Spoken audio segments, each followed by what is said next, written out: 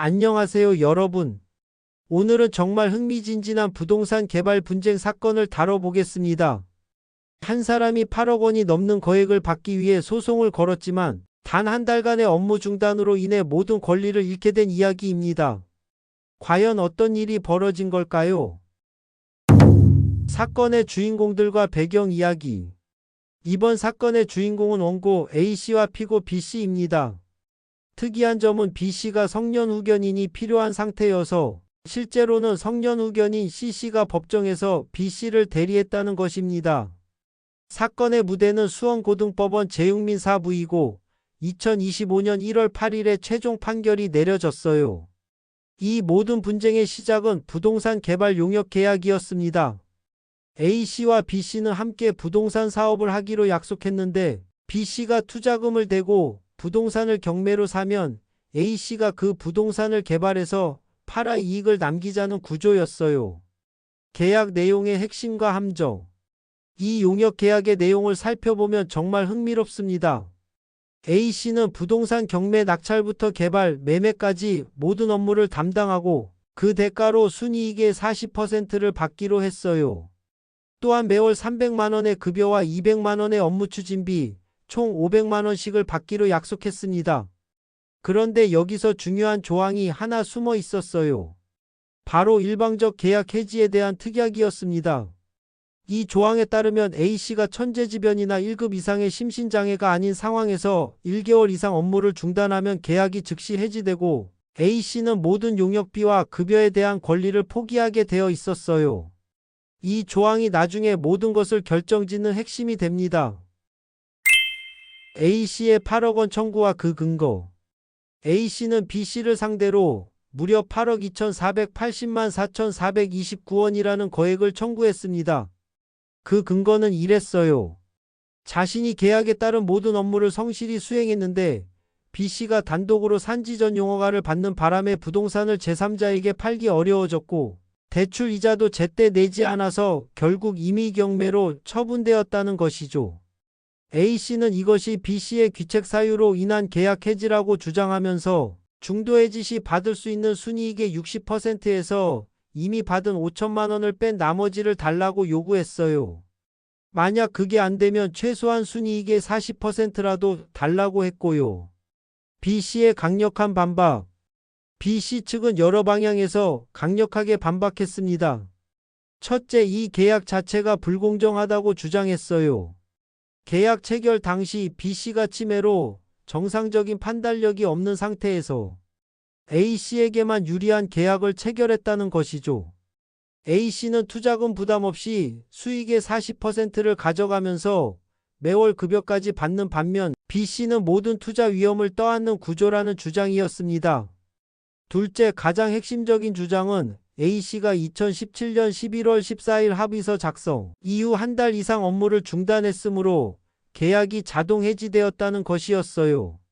셋째, 설령 계약이 유효하다 해도 A씨가 제대로 업무를 수행하지 않았고 부동산은 A씨의 업무와 무관하게 임의경매로 처분되었다고 주장했습니다. 법원의 첫 번째 판단, 불공정 계약인가? 법원은 먼저 이 계약이 민법 제104조에 따른 불공정한 법률행위에 해당하는지 살펴봤습니다. 불공정한 법률행위가 성립하려면 객관적으로 급부와 반대급부 사이에 현저한 불균형이 있고 주관적으로 상대방의 궁박이나 무경험을 이용한 폭리행위가 있어야 해요.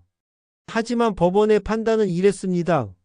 B씨가 계약 체결 당시 정상적인 판단 능력이 없었다고 볼만한 증거가 없다는 것이었어요.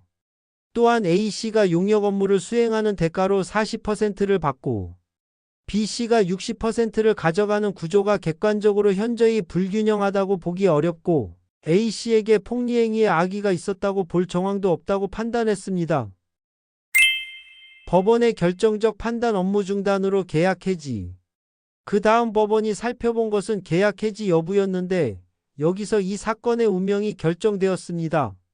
법원은 A씨가 2017년 11월 14일 합의서 작성 이후 실제로 용역 계약에서 정한 업무를 수행했는지 꼼꼼히 따져봤어요. A씨는 여러 업무를 했다고 주장했지만 법원은 이렇게 판단했습니다. 소송 취하나 과징금 부과처분 관련 업무는 용역계약에서 정한 본질적인 업무가 아니고 일부 업무는 객관적인 증거가 부족하다는 것이었어요. 더욱이 2018년 4월 이후의 업무들은 이미 계약이 해지된 후의 일이고 그마저도 제대로 이행되지 않아서 과태료 부과 등의 문제가 발생했다고 지적했습니다. 법원은 용역계약의 목적이 부동산을 경매로 취득한 다음 토목공사, 공장 신축, 지목 변경 등의 사업으로 가치를 증가시킨 다음 매매하여 수익을 얻는 것이었고 이를 위해서는 A씨가 성실하게 지속적으로 업무를 수행하는 것이 매우 중요했다고 봤습니다. 최종 결론과 소송 비용 분담. 결국 법원은 이 용역계약이 2017년 12월 14일 즉시 해지되었다고 판단했습니다. A씨가 천재지변이나 1급 이상의 심신장애가 아닌 상태에서 한 달 이상 업무를 중단했기 때문에 계약 특약에 따라 자동으로 해지된 것이고 이에 따라 A씨는 용역비와 급여 모든 권리를 포기한 것이 되었다는 거예요. 1심인 수원지방법원 안산지원에서도 A씨가 패소했고 2심인 수원고등법원에서도 A씨의 항소가 기각되었습니다. 2025년 1월 8일에 선고된 판결에서 법원은 항소 비용은 원고가 부담한다고 명시했어요. 즉 A씨가 8억 원이 넘는 돈을 받지 못했을 뿐만 아니라 1심과 2심의 모든 소송 비용까지 부담해야 하는 상황이 된 겁니다. 이 판결이 주는 중요한 교훈들. 이번 판결은 몇 가지 중요한 교훈을 줍니다. 첫째, 계약서의 특약 조항을 절대 가볍게 봐서는 안 된다는 점입니다. A씨는 단 한 달간의 업무 중단이라는 실수로 인해 수억 원의 권리를 완전히 잃게 되었어요. 둘째, 계약상 의무는 지속적으로 성실히 이행해야 한다는 점입니다. 법원은 A씨가 실제로 계약에서 정한 핵심 업무를 제대로 수행했는지를 매우 엄격하게 판단했거든요. 셋째, 불공정 계약을 주장하려면 구체적이고 명확한 증거가 필요하다는 점입니다. 단순히 일방에게 유리해 보인다고 해서 불공정 계약이 되는 것은 아니라는 것을 보여줍니다. 특히 부동산 개발 같은 장기 프로젝트에서는 계약 조항 하나하나가 정말 중요하다는 것을 보여주는 대표적인 사례라고 할 수 있습니다. 계약은 계약이고 법원은 계약 조항에 따라 엄격하게 판단한다는 원칙이 다시 한번 확인된 판결이었습니다. 오늘은 부동산 개발 파트너십에서 발생할 수 있는 위험과 계약 조항의 중요성을 보여주는 흥미로운 사건을 살펴봤습니다. 오늘 판결 설명은 여기까지입니다. 시청해주셔서 감사합니다.